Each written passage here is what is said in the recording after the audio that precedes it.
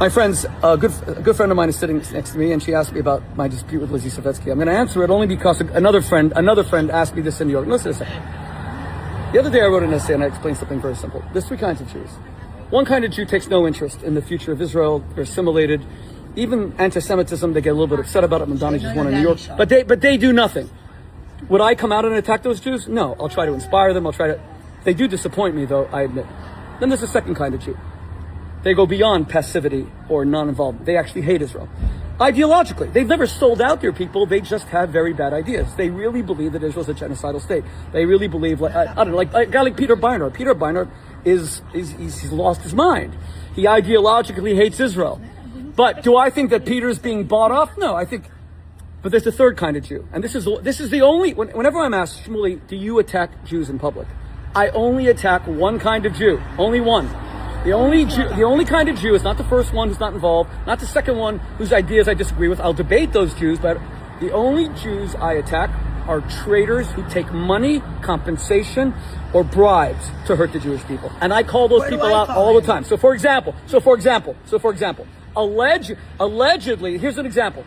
Alan Dershowitz will not answer why he decided to defend Qatar beginning in 2017, 2018, and having people of his stature saying that Qatar was kosher allowed Qatari money to go into Gaza, which ultimately led to... Now, did Alan Dershowitz take money? He admits that he took a junket. He took a all-expense-paid junket. But did he get paid? I don't know.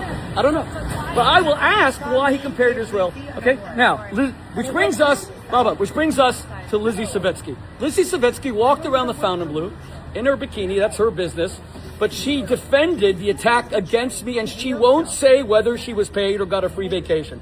If you did, then you're betraying your people for your own personal gain. That is my issue. And I think it's a very important issue.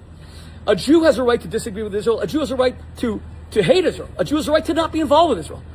But a Jew has no right to betray Israel, to be a traitor to Israel. Take money, compensation, reward, bribery,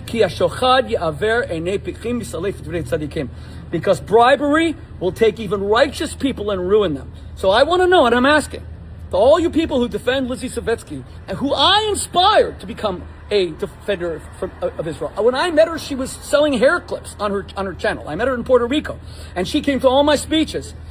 My only question is, Lizzy, when you walked around the Fontainebleau and said that antisemitism didn't take place there, when a year ago today I was threatened with murder, did you do it because you actually believe it, or were you given something? Why won't you answer? I think it's a very fair question. I think that your followers deserve to know the answer. Now, you keep on saying, I didn't take any money from Israel, but did you take money from Jeffrey Sofer or a free